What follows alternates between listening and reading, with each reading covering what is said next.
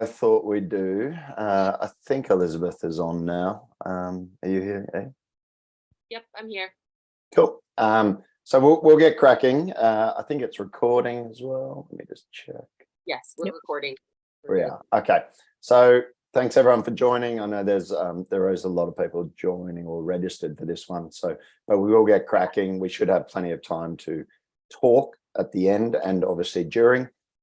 This one's all about creating meals to fit your plan and hopefully recognizing how the color coding system within Fuelin works, how you can then build that within the macros, and then obviously get some feedback from you guys as to what is working and how we can continue to improve.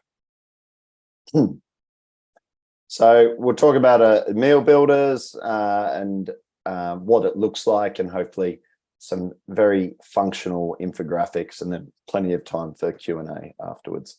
So I guess the key thing that I recognize with nutrition, and certainly being time poor when I was attempting to do a 70.3 and realizing the nuances of being time poor with working and training, that it's all about having a routine and habits that will allow you to function and certainly thrive. So I did use Fuelin for the 70.3 that I completed, and I used it without editing anything, and used it in its pure form just to see actually how it worked. And what I found was I did eat very similar foods a lot of the time, and that's just me in general, but being organized and planning ahead was certainly something that certainly saved me a lot of headache. And just having that plan in place made it possible to,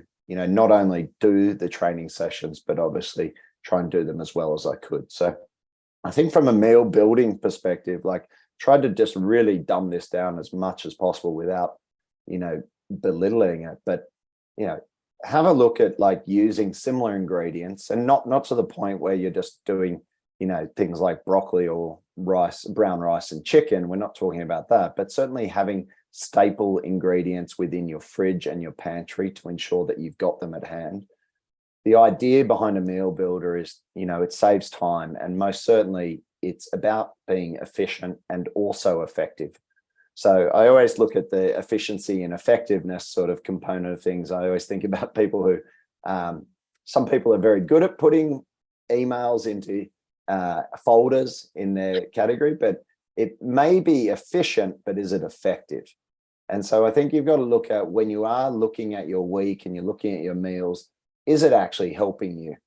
And I don't think everything has to be complicated, okay? We're not talking about being Gordon Ramsay and whatnot, Pierre White here, Marcus Pierre White. We're talking about having food that certainly serves a purpose, still tastes really good, but most importantly, provides you with the fuel that you need to perform at your absolute best and keep you very healthy. E, do you want to add anything to that? I do. I think where it comes to what I tell a lot of my athletes is, one, don't recreate the wheel every time. Get a system. It doesn't have to be perfect right from the get-go. It will evolve. But, like Scott said, all of your meals are not going to be gourmet. 90% of my meals are just very regular, very basic. The staples that you have, I don't do grocery delivery, but a lot of athletes do nowadays. And they just have they have a list of groceries and they mark it on their calendar, and those staples come automatically.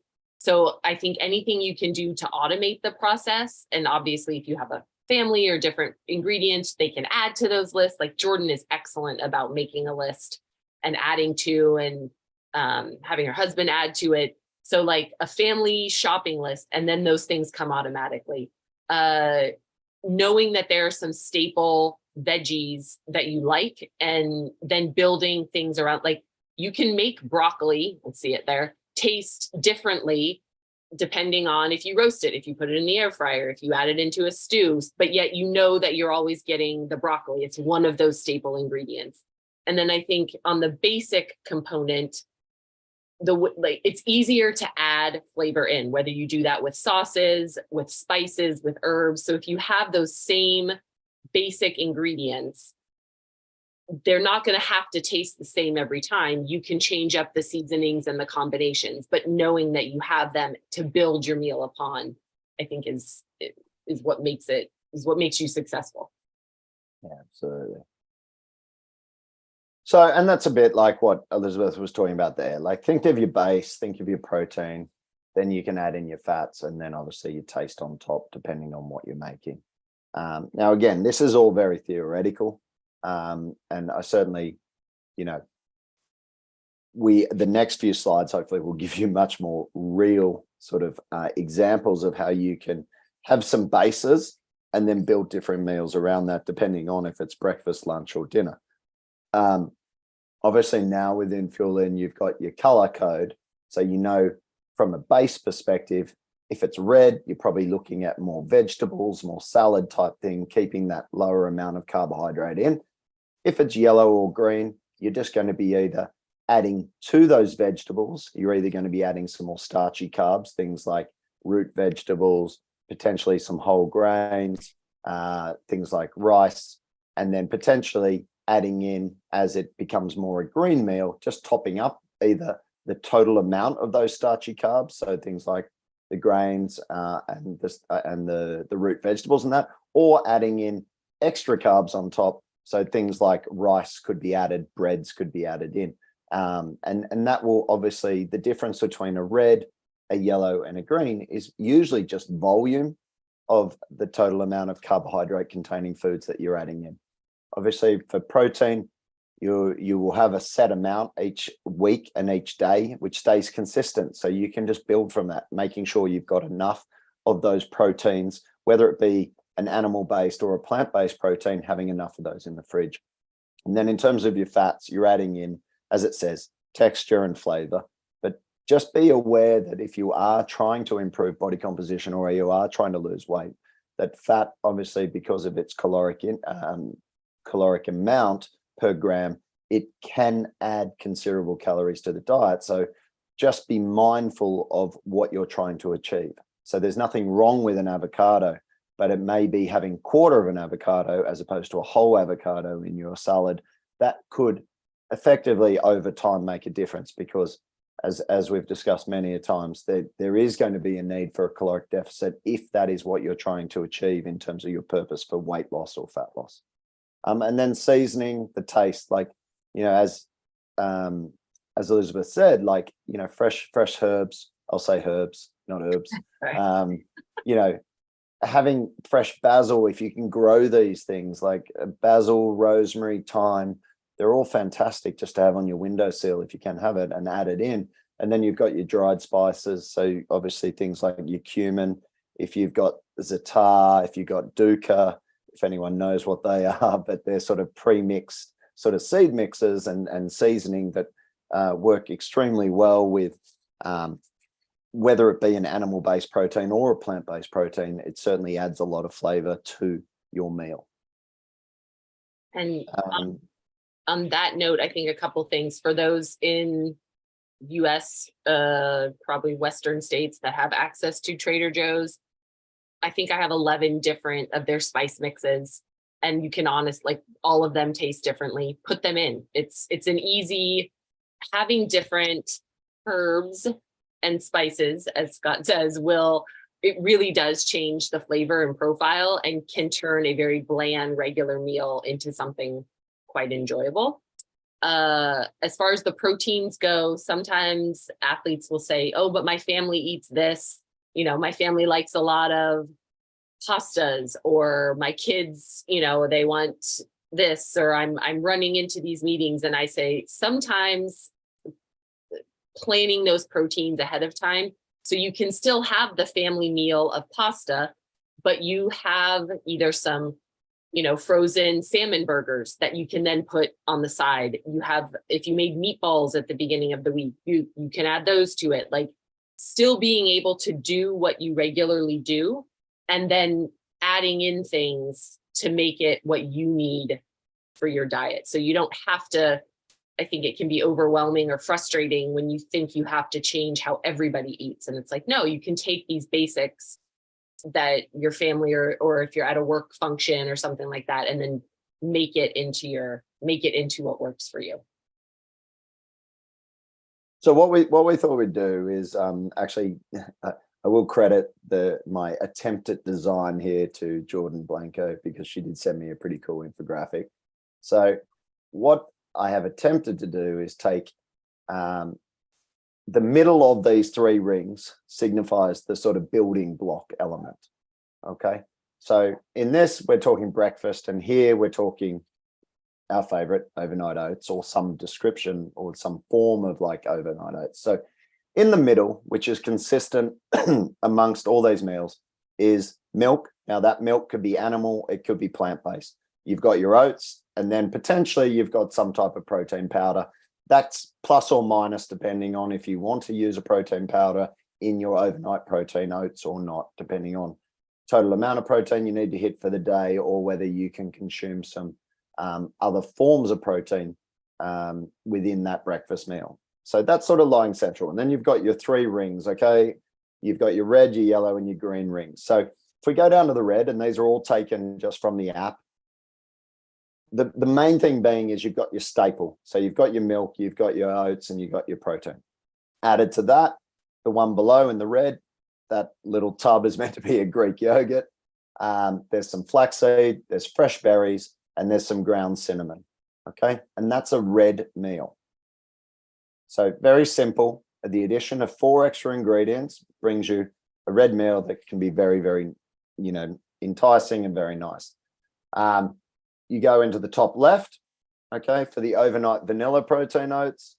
What you're adding in there's a couple of Brazil nuts. Those things on the top left are meant to be Brazil nuts. You've got your ground flaxseed, you've got some chia seeds, and then you've got your berries. And again, the total amount, again, the amount of oats that you're putting in is obviously going to have an impact on the total carbohydrate amount. So in this case, I think it's about 50 or 60 grams of oats. That will bring you to a yellow meal. If we then go into the top right, you've got your Black Forest protein overnight oats. So again, staple, milk, oats, protein powder. Then you've got your cacao nibs. You've got frozen cherries, vanilla essence, some maple syrup, and some cocoa powder. Essentially, all the same meals, just with some different flavors thrown in. So again, you don't have to create the wheel. You don't have to get too fancy. What it's emphasizing here is that you can take a basic building block and then flavor it or adjust it to whatever it is that's in your fueling plan, whether it's a red snack, a yellow snack, or a green snack before your session 1, you can build this out. And these are all taken directly from the app. Okay. Does anyone have any questions about this? And Alan, I saw you jumped on. Thanks, mate. Feel free to jump in if you've got anything to add from your perspective. Does anyone have any questions about this? And has anyone thought about it in this way? I am truly interested, because this is honestly how I think every day, and it's probably, you're probably all like, wow, what a weirdo. But yeah, this is how I tend to function. I look at what I've got in the fridge as a base or in the pantry, and then I build from there depending on what the color is of the meal. And if there's radio silence, I won't be offended, but yeah, feel free. Or you can put it in the chat. If it's easier to put in the chat and we can address it later, we can go from there. I'll go with mine. I have a red breakfast, a yellow breakfast, and a green breakfast that are like for when I don't feel like being creative, or that I just know, like I've established in my mind, I know exactly what this is. And it's like, it's routine. So I think, I'm guessing a lot of our athletes probably have some of the same meals, and it's, whether I do blueberries or strawberries or raspberries or blackberries, that can change seasonally or whatever. But I think just having, like, knowing exactly what one meal for each of those colors is makes it easier then to adjust or take some of the stress off, I think. Yeah. And I think with any of these, like, again, if you don't want to use a protein powder in there, you could add in some extra Greek yogurt.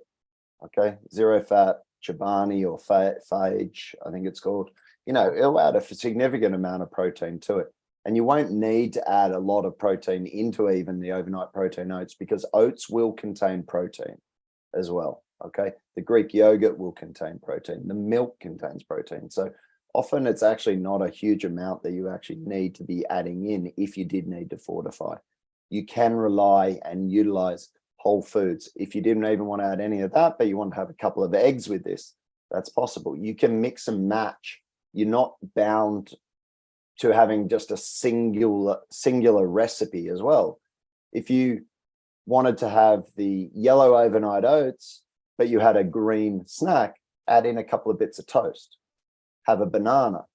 Like, you can add to this and build on your meal to hit the amounts of protein, fat, and carbohydrates, and ultimately total calories for that meal.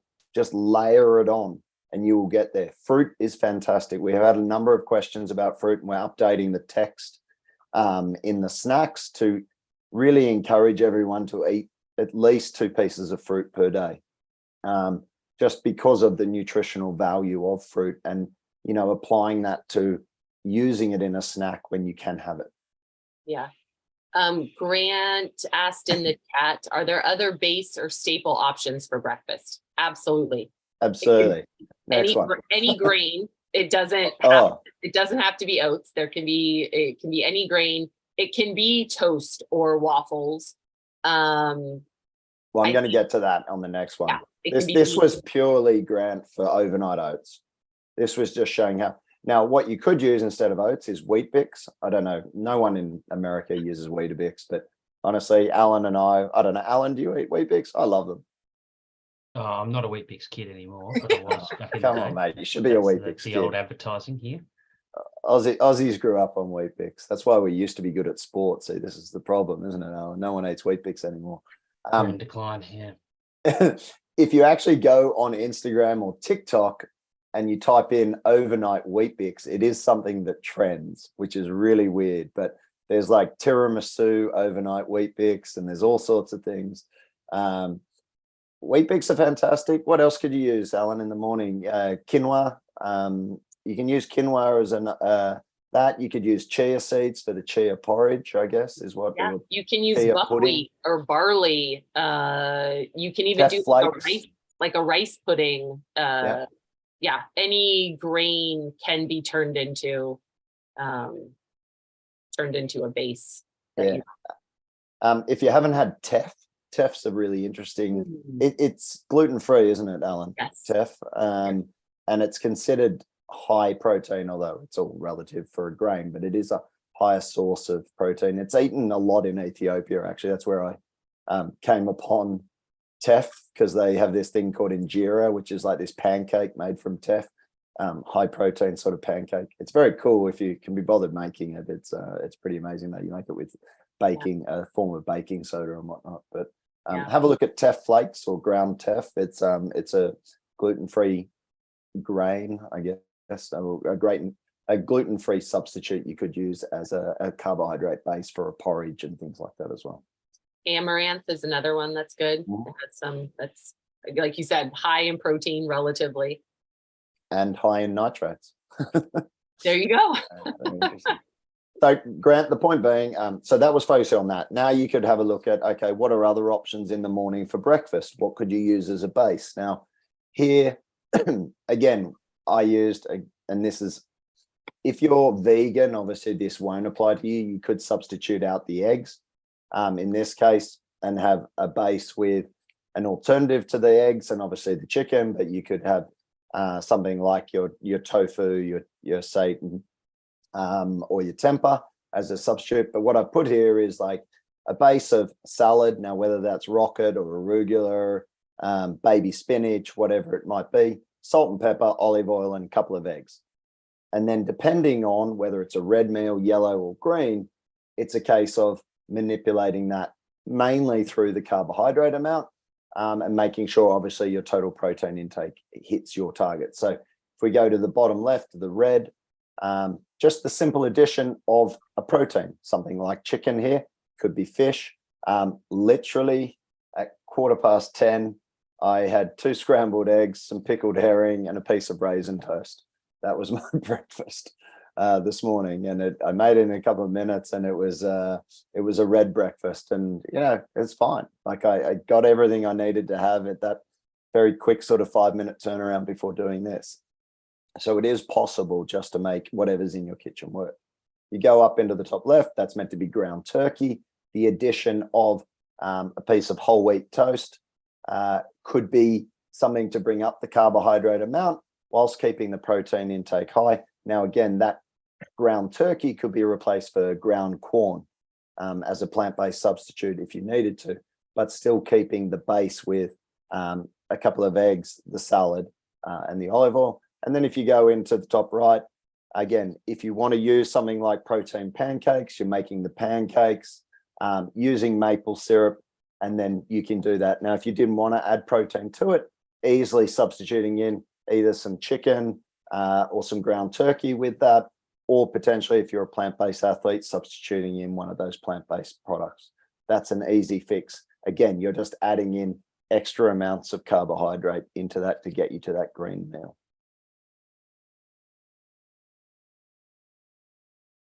Do you have anything to add, Alan or Elizabeth? Nope. I think this one's good to point out that oats, a carbohydrate doesn't have to be the base. A protein can be the base for those protein and vegetables for those red meals also. Or a protein shake, and then go from there.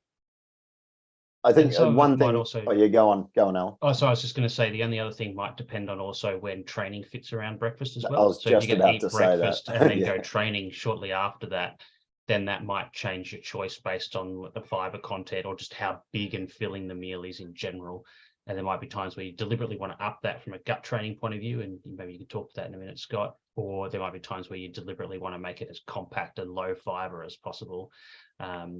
You look at what some of the guys, obviously the Giro d'Italia is going on at the moment. The pro cyclists, you very commonly will just eat white rice and eggs for breakfast. Pretty boring, pretty plain.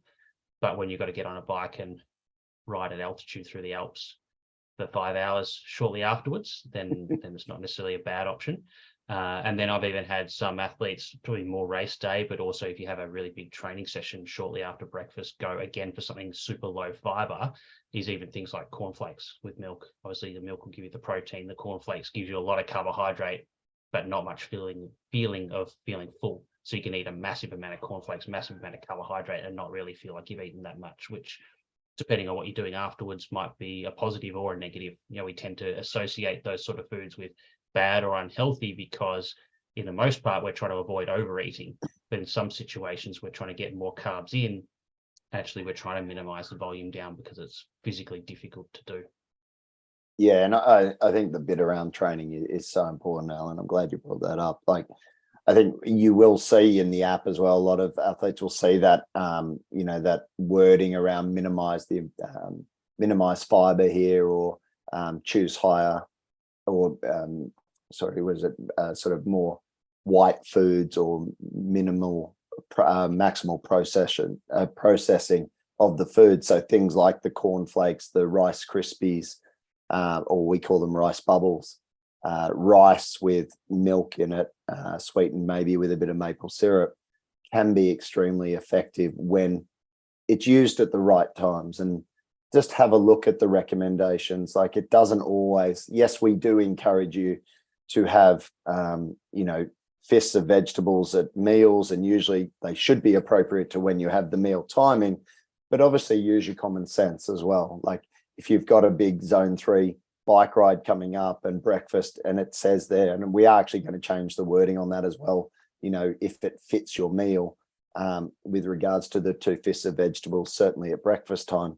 But, think about what your purpose is, look at the color coding of it, look at the amount of protein and fat, and then pick meals that will suit the purpose of what you're trying to do and what you're trying to achieve in conjunction with your training. And I think that's a really important point to think about.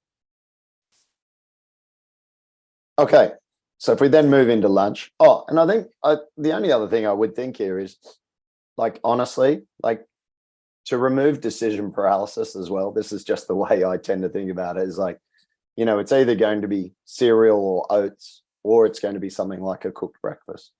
And it doesn't have to be too gourmet, but they're sort of the two sort of decisions I make in the morning. It's either cooked or it's, you know, cereal, as I say, some form of cold breakfast. And it's very effective. It's not necessarily boring because you've still got plenty of options. It's just they're the two types of meals that you can choose from. And then from there, let your culinary sort of expertise dictate what you're going to do. Okay, lunch. So I did put in the meal in the middle. I put fish because you all know I bang on about fish a lot. Doesn't have to be small oily fish. And in this case, a lot of the time, the recommendation was around white fish. But you can substitute in whatever type of fish it is. And this doesn't have to be lunch.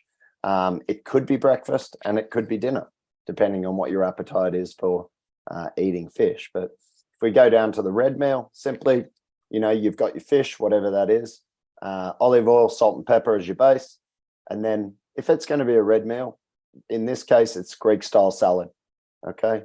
Lots of leafy greens, you know, your typical Greek salad, some red onion, if you can cope with that, maybe a bit of feta, some olives, cucumber, huge amount. You can eat a huge amount of leafy salad, Greek salad, and not be concerned about over consuming. Okay. You're getting in a lot of good fiber.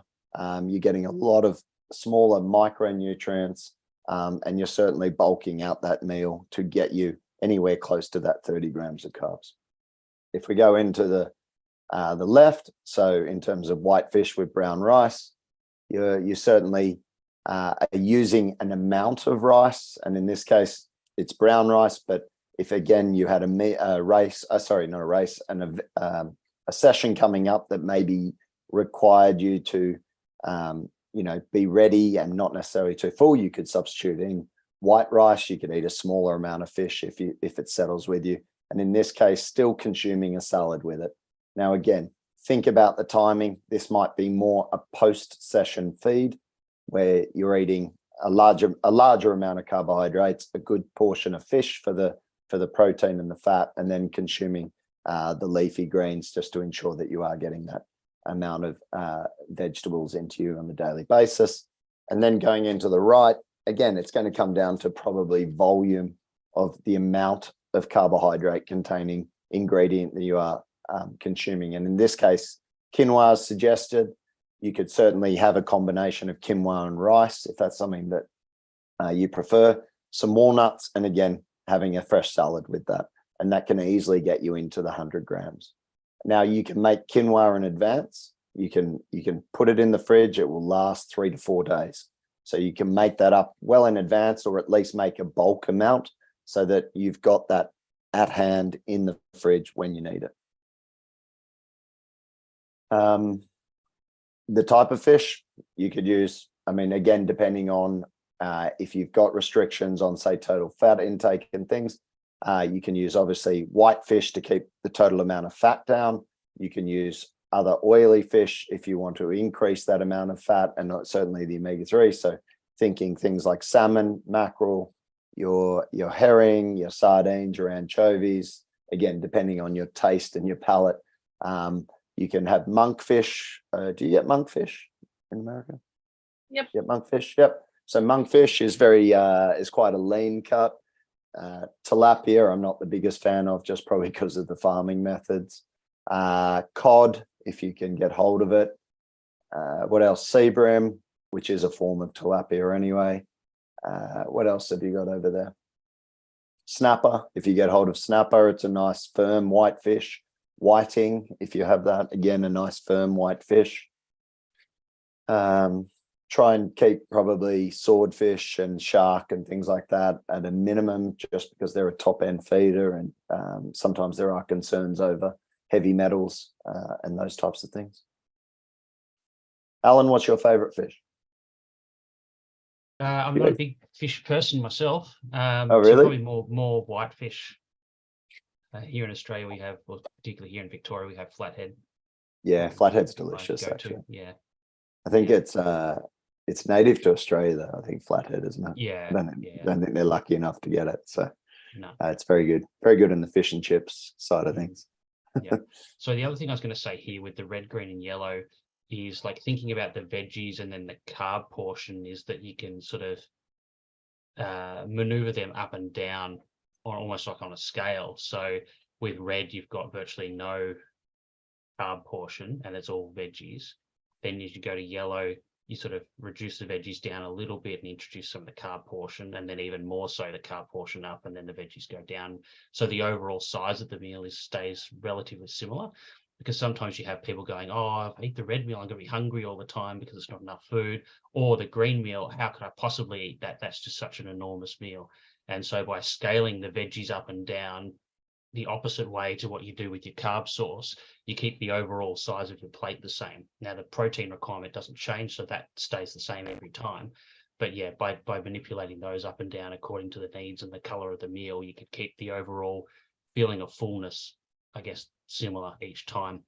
And also thinking, again, we talked about the fiber content before, like particularly between the green and maybe the yellow or red ones, you might have to go to slightly more refined carbohydrates for the green meals, again, just so you don't feel like you're pouring concrete into your stomach, whereas the yellow and red ones you might go more for your brown rices and those sort of whole grain type things, because they're going to be a bit more filling, particularly, I guess, again, if you've got training coming up not too soon afterwards. Yeah, and I think again it's like looking at the meal and then looking at your plan and sort of, as you say, look at what is actually coming up and what have you done before, and then using your ability to manipulate that meal to hit your targets. And that's why I think we've done it in this way as well, is that you have that flexibility as long as you're getting the amounts in and doing it in a way that suits you, then it certainly makes it very possible.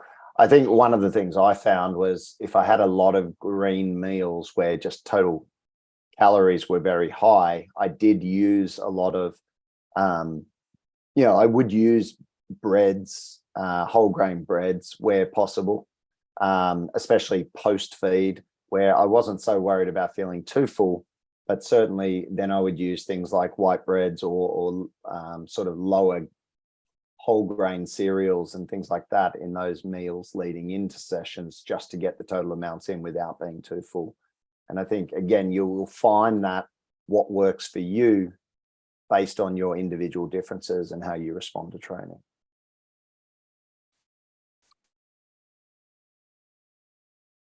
So if we go into dinner, again, what I just picked out here, I'm not saying this is the only dinners that you can have, but what I picked out was just a common theme in the app, some things like tortillas. I always get in trouble for saying tortillas, tortillas and or wraps or tacos or something like that as your base, and then being able to manipulate it. I'm not saying there that you should have Kentucky Fried Chicken. It was the only piece of chicken I could find as an icon that didn't look really weird. So something like chicken breast or that. One thing that I was just saying off air to Elizabeth is, and I didn't know how to get it across. So everyone, you have rotisserie chickens, yeah, in America? Yep. Rotisserie chickens. So if you buy a rotisserie chicken, the hot tip and the one takeaway I want you to have from this call today is buy the chicken and strip it whilst it's hot. So just like get rid of all, like just strip the carcass of all the chicken while it's hot, and then you will literally have just a pile of meat that you can use for the next 2 or 3 days. And it is such a useful, it sounds so silly talking about it, but I'm always like, whenever I tell people about it, they're like, oh, that is genius. Like buy a whole rotisserie chicken and just strip it and put it in a Tupperware container and then use that in subsequent meals. You can use it for breakfast in eggs. You can use it at lunch in a salad or a meal, or you could use it in dinner for things like this. So in this case, it would be, say, rotisserie chicken meat you could use, which is even quicker because you haven't had to cook it. You could heat it up in the microwave if you really want to do it, or just put it in a skillet, a little bit of olive oil and heat it up. It's fine. Big lot of salad, use heaps of salad. It's a red meal. Go for volume, fill yourself up. There's your barbecue chicken wraps. Going into top left, again, this is a vegan option.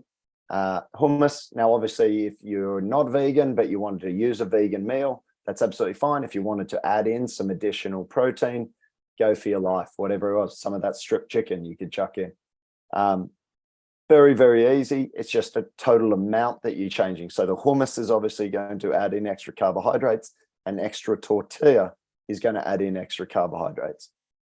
And then going up into the butter bean ones, obviously, if you've got a session coming up, I'm probably not going to advise you to have a heap of butter beans just before going out and doing a high intensity session. But certainly as a dinner option, and as long as you're looking forward to the next day and you don't get any reaction to consumption of things like butter beans or pulses, then certainly this is an option. You could add in your own protein source. Again, if you're not a vegan or a vegetarian athlete, you could add in fish, you could add in chicken, beef, pork, whatever it is you want to add into your tacos. As Alan said, maybe reduce the amount of salad that you consume with that. Maybe it's a smaller portion with the bigger focus on eating extra tortillas, extra amounts of beans, extra amounts of carbohydrates. In this case, it's got some mango in it. That's going to throw in some extra carbs. You could eat you could eat a whole mango with it to accompany this, or have it as dessert as well, just as an extra additional ingredient that can certainly bump up that total amount of carbs without bumping up the total volume of food. Anything to add, guys? All good? I'll just add that I made during the call last week, I made a kale salad with tomatoes, and then I grilled some salmon to get my omega-3s in. Very good. But it's great to see this diagram, the Venn diagram, the concentric circles, because I'm like, oh, that was in the red. That was my plate of kale and tomatoes and salmon. So correct. And that's exactly how you want to be looking at it, Francine. Like, you could turn that meal, if you added in a sweet potato, like a moderate size, size of your fist sweet potato, it probably moves it into the yellow. All you did was add in a sweet potato. Or if you wanted to reduce the total fiber intake, just add in some white potatoes. Right. And suddenly you've added in, 30, 40 grams of carbs without really adding in too much volume. You could add in some white rice. Again, to Alan's point, you could add in, a cup of cooked rice, cup of rice, and then cooked is probably what a cup of rice is probably going to add in another 50 grams, 40 grams of carbs. Like, suddenly it puts you into that yellow. If you then had 2 cups, it pushes you into green. It's the same meal. All you did was just add in some additional carbohydrates, maybe reduce down the leafy component of it. As you move into the yellow and then move into the green, you just reduce that amount of fibrous vegetables.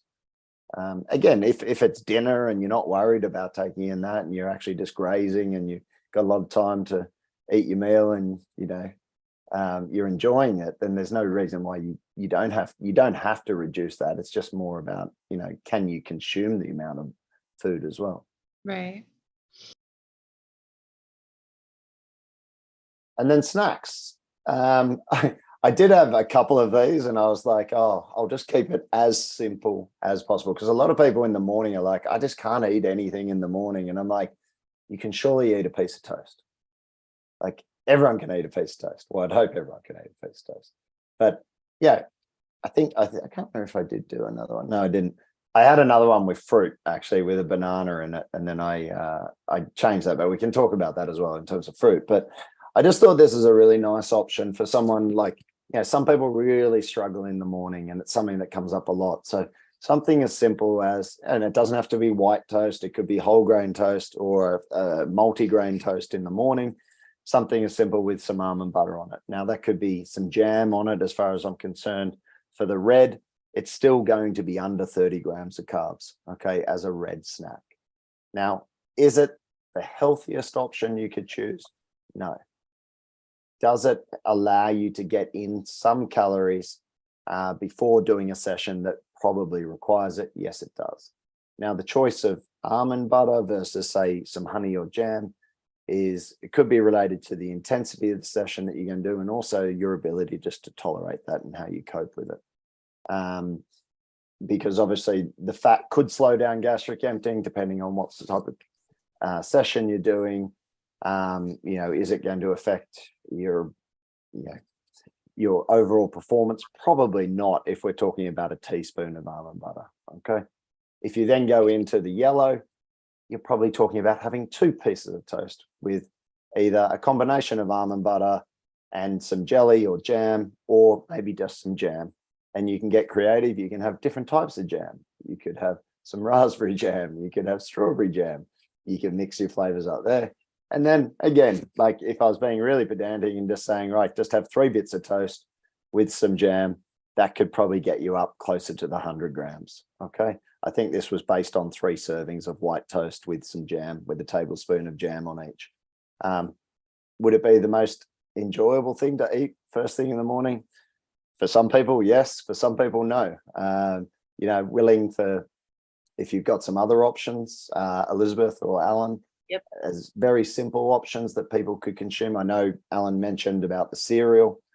Something like the refined cereals in the morning could be good. Depends if you can cope with the milk, I guess, and the liquid. But yeah, all ears, throw it out so everyone can hear.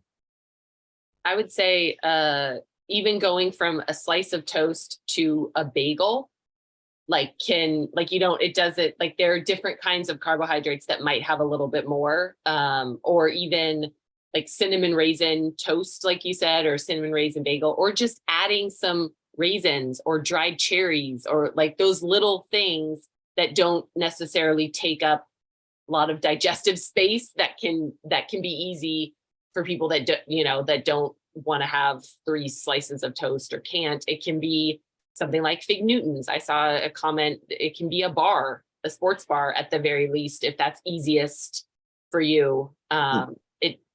There is no, I would say, right or wrong. It's what your stomach can handle, what tastes good at that time of the morning. A little bit of, even a little bit of granola, eating it dry can be something, or just putting a little bit of milk in it or almond milk or whatever is easy. Most people can handle that. Yeah, I think it's very easy to scale, I think. Yeah. And I think if you, the piece of toast, obviously visualize, it was for visual purposes. Like if you want to have raisin toast or a bagel or a rice cake, won't have as much carb, but you know, whatever that base piece of bread, use that. I think don't underestimate the use of fluids to deliver carbs as well. So sometimes if people are really struggling, but they're going to have something like water or something before they train, or you're going to have the toast and a glass of water or something, you can put some carbs in the fluid, and that might be a way to get it in without having to eat additional food. Because I think like when people think about eating before training early in the morning, there's usually 2 issues that they bring up. One is it's 4:30 in the morning, I'm barely awake, and I just don't have time or the mental energy or the stomach just to eat. And so that's one issue. And then the second issue is, but I'll feel uncomfortable when I run, ride, swim, whatever I'm doing. I think 2 parts to that. One is if it's a gut discomfort issue, I can see that. One thing I would say though is from a gut discomfort issue, that's trainable. You can get better at that over time, but you will only get better at that if you actually, stretch that limit to what you can tolerate. I think we've used the analogy before that, if you go around and you do a zone 3 workout and you go, oh, that was hard, I felt a bit uncomfortable. From now on, I'm only doing zone 1 workouts because I don't want to feel uncomfortable. And you only do zone 1 workouts, you'll never get better. You'll never get better at doing zone 3 workouts. And it's exactly the same here. If you go, oh, that was uncomfortable, I had some gut discomfort, therefore I'm never going to eat again before I train, then you'll never get better or you'll never have less gut discomfort. Your body's only going to adapt if you push it to adapt. That happens in the muscles when we train, but it happens to your gut based on what you do there as well. So it can be important. Obviously, you can scale it for convenience. You can scale it because some people just, no matter how hard they try, they will find it harder to stomach. But I think at the end of the day, if you do want to get better at that, you've got to have a little bit of discomfort along the way. Otherwise, the body's never going to adapt. Yeah. And to follow up on that, Scott and I were talking earlier, if you're not eating a lot of carbohydrates in the rest of your diet, then trying to force yourself to have a higher carbohydrate snack isn't always going to feel well. So whilst we don't necessarily always encourage lower carbohydrate consumption, be mindful, like some of your GI issues could be because you're not consuming a lot of carbohydrates the rest of the time. And you need to be incorporating those in so that your body is better at digesting and utilizing those. So the one other thing I forgot as well is that some athletes will also say that they don't eat anything before they train first thing in the morning because they're trying to quote unquote improve fat burning, improve fat oxidation and the use of fat during exercise. But the research shows us that yes, it will have an effect, but it's actually a very small effect. The bigger effect is going to be how much carbohydrate per day you eat on a day-to-day basis, but also the way your body adapts to getting better at burning fat during exercise is about how much stored carbohydrate, the glycogen you have in your muscles at the end of the training session, not at the start.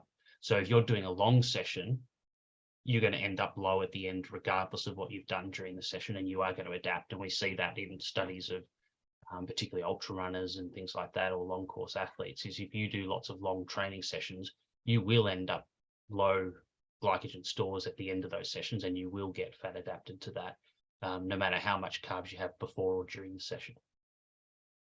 Yeah, and can we just emphasize that last bit, Alan? Because it doesn't matter. The research is now showing it doesn't matter even if you consume carbs during those sessions. It's the duration of the session, isn't it, that has the biggest impact on that ability of fat burning or improving metabolic flexibility and all this stuff. Like it's something like, I don't know how many times you have to repeat, but you can even, and correct me if I'm wrong, the research I've read recently is even after an overnight fast, even if you consume something immediately before that session, you still can have very high or actually similar fat oxidation to someone who didn't eat in the morning. So that notion of like, I have to not eat before this session and to improve fat oxidation just isn't founded in the science anymore. Yeah, and I mean, fat oxidation is about what you do over days, weeks, and months, not what you just do in the 1 hour of this session today. So, we might improve fat oxidation in this session, but we're probably also going in underfueled. We're not going to maybe get as much out of the session as we would have otherwise. And it may not change our overall fat oxidation by the end of the week anyway. Yeah. And that's, I guess, the flip side on that, Alan, and it's maybe not even part of this discussion, but I know there will be athletes who enjoy a fasted session and mentally they feel better with it. And I think, again, I'm not going to say that you can't do fasted sessions. I don't think any of us would. It's obviously there's probably a point where you shouldn't do a fasted session based on the intensity and the duration, but certainly it is possible to do fasted sessions if it makes the athlete, feel good in themselves. Would you agree with that as well? Yeah, I mean, it depends on what the session is and what you're trying to get out of the session. I mean, if you're trying to do a whole bunch of intervals, then going into that session underdone, you may not get the most out of those intervals. But if you're going along and doing a zone 1 or 2 session, then really fasted or not fasted isn't going to change the outcome of the session itself. Yeah, absolutely. And then the only other thing I wanted to add to this is, like, as I said, look, that piece of toast in the very middle could be a banana. And then you could adjust that base. That I think the reason I didn't do it is because, like, a banana would be a red snack. And then the yellow could be a banana with a piece of toast. And then the green could be the banana in the middle with a piece of toast and maybe another banana or, a couple of bits of toast, maybe some refined cereal, something like that. Like, there's all sorts of possibilities here to make the snacks work for you. As we've all said, it's often just addition or subtraction of certain types of foods to allow you to hit that target.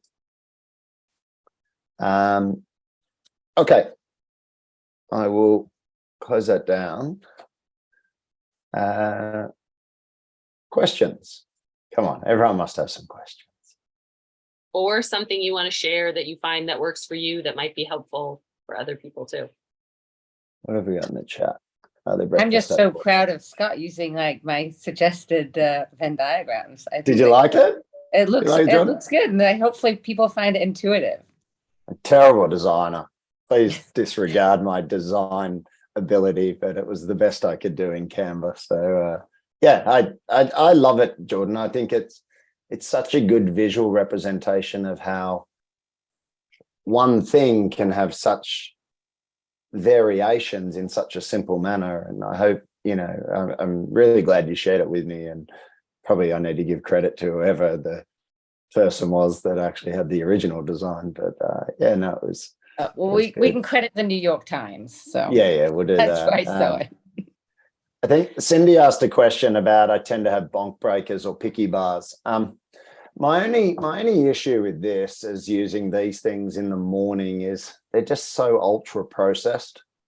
And I just think in the scheme of things, like where possible, not having like ultra processed or processed foods is got to be better in the long run for you. And I think, yes, okay, you could argue bread is processed and whatnot, but I don't know. I just think all those bars, like, yes, I get the convenience factors of bars, and I get it. Like, if you've got to use them, but I think if you can go for some type of whole food where possible, then I would do that and keep the bars for maybe the rides and things like that. That's my view. That's just my person. I got I don't you. know if you guys have views on I that. tend not to have. Yeah. Can you hear me, Scott? Yeah. Sorry, go on. No, that's okay. I tend not to use solids on the bike right now, so I've gone to all carbs. And I understand that works fine. What I'm finding is if I go, let's say, to my piece of bread and my almond butter, which I would happily have instead of a bar, that's fine. My fat grams are so low that I'm not sure, it just ends up being different, I think, or I'm shooting. But then again, my big question is the way my work day goes. I tend to, if I go and follow what's on my breakfast and my snack and my lunch for my, kind of ranges, I'm ending up loading up at night and I'm getting home late and trying to get it all in. So is it possible that even though I have my totals, can I load more in the morning so that I'm not trying to get all of this in at 9 o'clock at night? Well, I'd certainly try and at least space it throughout the day as best you can based on the sort of cadence of meals we've tried to give you. But I'd certainly say, yeah, don't leave it until the last bit. It certainly becomes very problematic with protein in particular, but protein and carbohydrates. I think if you're trying to leave it all until the very end, you're just going to go to sleep with a very full stomach, and that could then have negative implications on your sleep and so on. So, I'll get Alan and Elizabeth to sort of comment on that as well. But I would say, yeah, certainly. I think, personally speaking, I think it's much easier to try and eat just keep it going throughout the day, and if anything, front load a little bit. Like we purposely try and put a lot more of the carbohydrates in and around the training at the start of the day as well. As opposed to later in the day. So that is that's why you often see a lot more green in the morning. And I know a lot of athletes are like, oh, why is there so much green in the morning and not in the hour? It's, to try and allow, in terms of glycogen replenishment, we know the sooner you eat carbohydrates following a session and the amounts you eat is going to help in terms of that glycogen replenishment in combination with protein. So, we will tend to recommend it earlier in the day rather than late in the day. Cindy. Yeah, no, I get that, and I like the spacing out. My job just doesn't let me get food in in the way that I would like to. Even if let's say sometimes I can have a protein shake ready to go, and hopefully that's my snack and not my meal that day. But I'm just kind of stuck with job requirements, as far as that goes. So if I can front load those carbs a little bit more in the morning and lunch, then that helps me. And I don't mind less carbs at night. That's fine. I'm just struggling to get it all in. Can you do me a favor as well when you jump off this cord? Can you just change your primary purpose to performance as well in your app? Sure. You're still on. I didn't know it was that. Yeah, change it because that will be impacting what you're getting as well. I just noticed. Where is that, Scott? I'm sorry. Just in the bottom right-hand corner, if you go to athlete and then go to edit, go to edit next to your name. Okay, yeah.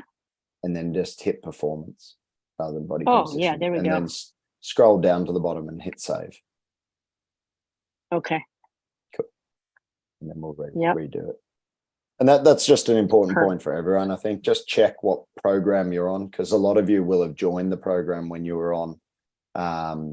Potentially, you know, you were looking for body composition or improvements in body composition, and just check that now that you're in season, if you are racing and whatnot, that you're on a performance program. I think it's really important. Great. Thank you so much. Appreciate that. That's right. Has anyone got any other questions? Karen, do you want to share your Omega story? She won't. Karen now eats small oily fish on a regular basis, and it's fantastic. She sends me photos of her sardines. It's quite enjoyable. At least one convert, but she actually just had her Omega index and everything else done, and it's she's gone from 4% to I think she's 8.7% now on her Omega index. So she's pretty happy. And, Amazing.